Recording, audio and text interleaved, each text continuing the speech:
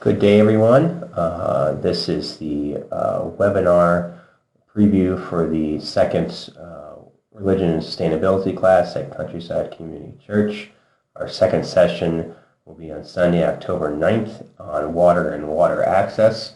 And this about 10-minute or so presentation will kind of cover some background information, particularly on the water cycle. Our learning objectives for this short webinar is to learn about the water cycle and how it's changing, see patterns of water distribution across the globe, learn how you can decrease your own water consumption, and learn how your little choices in your life, most of which you're unaware of, can have a huge effect on water consumption. This is an image from the United States Geological Society websites. It deals with the water cycle, which is how water flows from the atmosphere to the ground, grounds into rivers and streams, and then goes back into oceans or lakes, where it then returns back to the atmosphere. There's a lot going on here, but this is basically how water is moved across our globe from ground to air, back to ground. Hydrology is a science that studies these flows, and is one of our major sciences. There are 4 really cool videos that I've listed here that NASA has made showing the water cycle. Particularly that first video, it's about 5 minutes long. I strongly encourage everybody to stop this webinar now, click on this link here, and go watch this video. It's time-lapse video from satellites where they've done some infrared imaging, so you can actually see cloud formation and how rain gets distributed across the globe. The other 3 videos here, the other 3 videos are short videos. They're usually about 1 or 2 minutes long, and again, I'll show you some really cool imaging on how you can see water be distributed across the globe. Hopefully now you've come back from watching that NASA video, and you can see how water was distributed. As the first NASA video showed, the majority of the Earth's surface is oceans. Here is a graph of the water distribution based on latitude from the equator down to up to your North Pole and to your South Pole. As you can see here, the South Hemisphere is predominantly water. Again, that affects our weather patterns. And the Northern Hemisphere has a lot of our land masses. And then again, this affects how water is distributed and where are good places to farm. The figure on the right, again, breaks out the oceans from the land. Oceans about 70% of this global surface area. Land's about roughly a little less than 30%. How much this is mountains, how much of it is prairies. Again, this is looking at your continental shelf, ocean ridges, things like that. This is a key graph on water distribution. It was mentioned in the NASA video. I want to make sure everybody fully understands this. Although the Earth is predominantly water, or at least on the surface predominantly water, 97% of all that water is in oceans, which is heavy salt water, which is not drinkable for human consumption. Only 3% of the water on the planet is what we call fresh water. And of that 3%, 2 of the 3% is in the form of ice, or ice caps or glaciers, forms of water that we cannot use to drink. Whereas about 1% of the total water on the planet is what we can get for human drinking water, either groundwater for wells or this other water, which we break out. This 1%, about 40% of it is in the atmosphere or the soil, and about 60% of it is in lakes, and less than 0.5% is in rivers and streams. So again, the take-home point of all the water on the Earth, we, humankind, use only about 1% of it for all of our water and irrigation. So when you look at the effects of climate change, and you hear these studies that are done by these different organizations, they're talking about a 0.1 or 0.01% change in water distribution. That doesn't sound like much, but it's actually a huge deal. If you look at the Missouri River, that's less than 0.01% of the total water, but yet that is if something happens to the Missouri River, Sioux City, Omaha, Kansas City no longer can function. That's both our fresh water and our wastewater. So it brings us fresh water and it carries away our waste. Without the Missouri River, none of those three cities would exist. This is a distribution of the fresh water across the country. It's from 2000. It's a bit dated. I couldn't find a better graph than this, at least from a visual aspect. Again, the map of the planet. You can see the availability of fresh water from different regions. As you can see here, is pretty obvious. Africa has some challenges with distribution of fresh water. There's a lot of fresh water in Canada and Russia, but a lot of that, again, is in the form of ice or river streams that's not very accessible. Again, here along the western edge of South America, again, lots of water, but not so much as you get inland. South America, again, also has some freshwater challenges. Even worse, as we look forward, going into the future, just the next 10 years, less than 10 years, our planet's going to have some freshwater stresses. So as our weather patterns are changing due to changes in our atmosphere, you're going to go from where we were at in terms of limited to fresh water about 20 years ago now to 10 years from now. You're going to have more and more countries, including the U.S. and China and India, and these very populous countries are going to be stressed for fresh water. The University of Nebraska actually has a national database and resource center for the Drought Risk Management Research Center. This is a federally funded center at UNL that maps and follows drought areas in the country. So this is data from their website just a few days ago. As you can see here, areas in red are areas that are under severe drought. As you can see, large parts of California and Nevada and the southern southwest and northern west are under major droughts. Not too bad in the Midlands, but even on the East Coast, the upper Northeast, and the area around the Tennessee River Basin, that's also an area that's have limited water resources. They're not getting enough rain, and they're depleting their water resources. This is another map of global water withdrawal and consumption. So withdrawal is water that's taken from a naturally occurring water basin, whether it be a river, whether it be a stream, whether it be a lake, whatever. And then the second graph in the lower bar is a map of how much is consumed. So here in North America, we are withdrawing large amounts of water. We're only consuming a small part of it. So the difference here is really our waste. As you can see, Asia is really withdrawing huge amounts of water. There's a lot of rivers and streams in Asia, lots of access to fresh water. So they're withdrawing a lot, primarily for growth and construction. But again, there's a large amount of waste. Europe is closer to North America. Africa, withdrawing and consuming much less water, as is South America.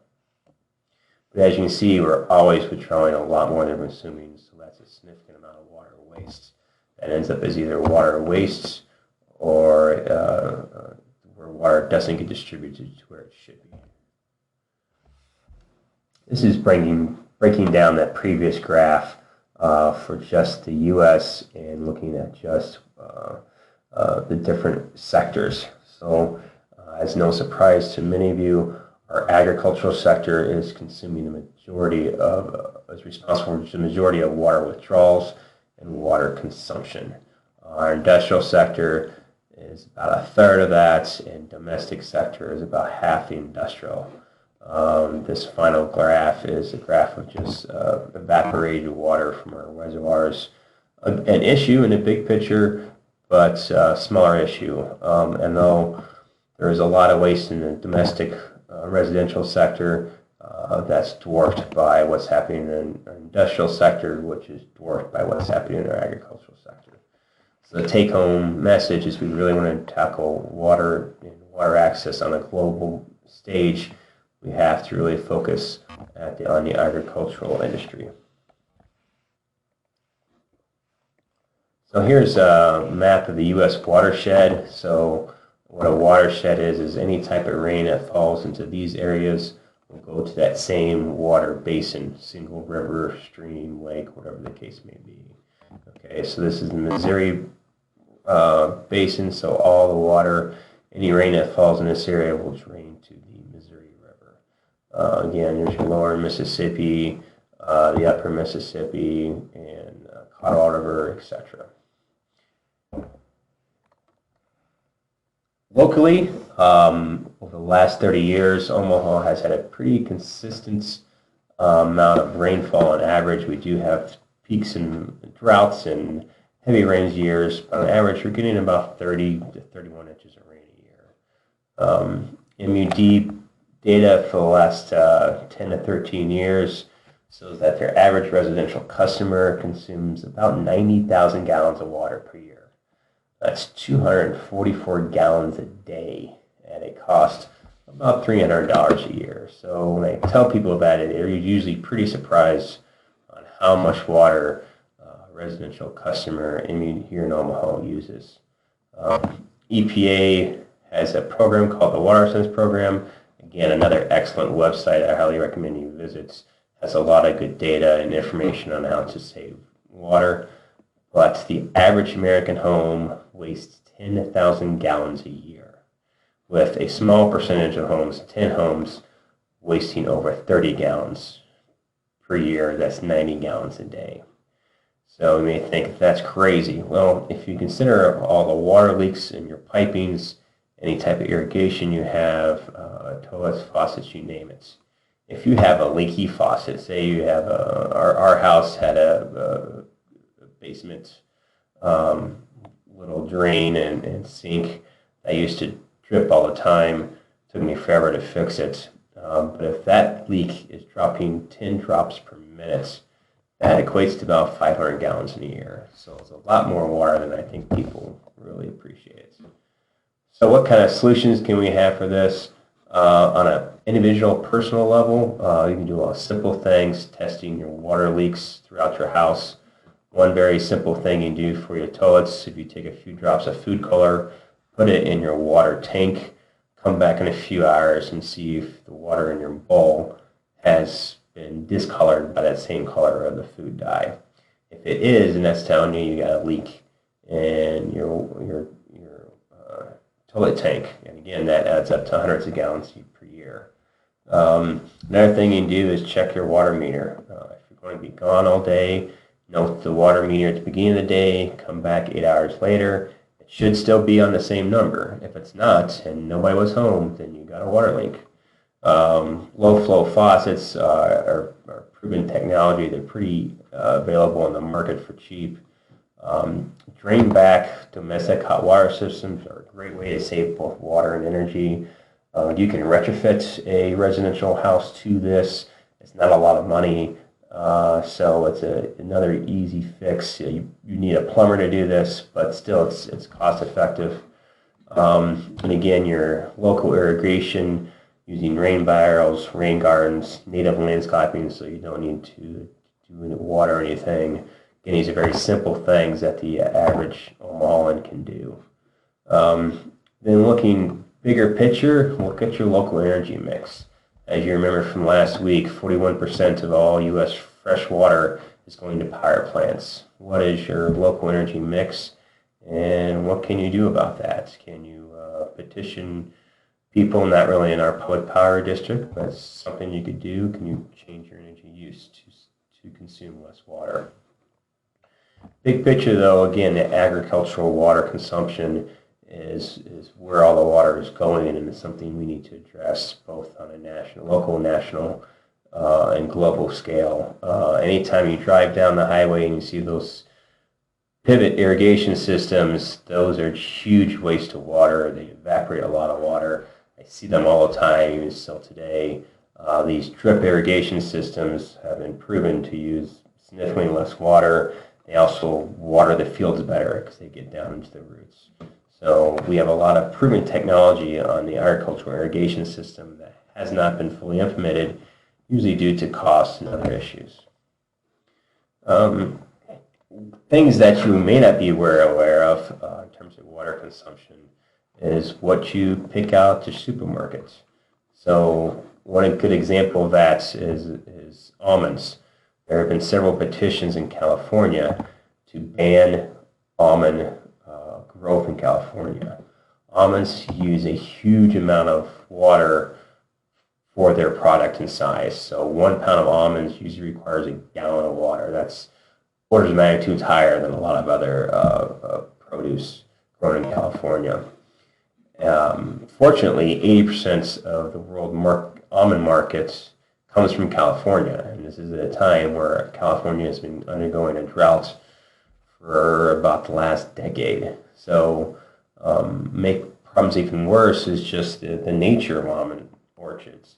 You can't fallow an almond orchard. It takes its almond tree 3 years to mature. It produces for 20 years. So if you fallow it and you don't water it, it doesn't come back. And that's a huge investment for an almond grower to make. So they can't fallow it. They got to keep it going. As a result, they dig deeper and deeper wells and consume more and more water. So do we make simple picks of, instead of getting almonds, getting cashews or whatever the case may be?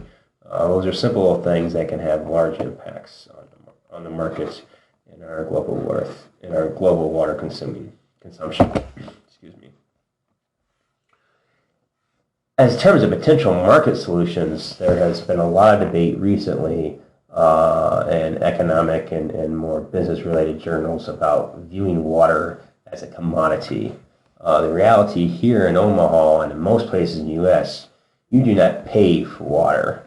If you look at your MUD water bill, it's very small, and that cost does not include the cost for water itself as a product. What you're paying for is the cost to pump and distribute water from the Missouri or the Platte to your house, and a cost to treat that water, to chlorinate it or to keep it clean, low hard minerals, stuff like that. So you're paying for the infrastructure cost, and you're not really paying for the product cost. Nobody in the U.S., at least in most of our markets, does not pay for water. We just pay for the distribution of water. So this viewpoint is changing. There's a guy named Michael Burry. He was the gentleman, if you watched the movie, where they The Big Short, about the 4 or 5 groups that predicted the housing bubble. Michael Burry was one of those investors that did predict a housing bubble. Now he has been investing and having his clients invest heavily into water markets. So how do you invest in water markets?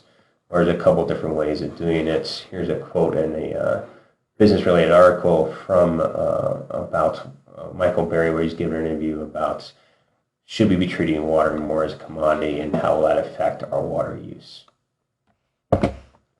That's it. That's the background. We will talk more about water in class on Sunday. Thank you very much. Have a good day.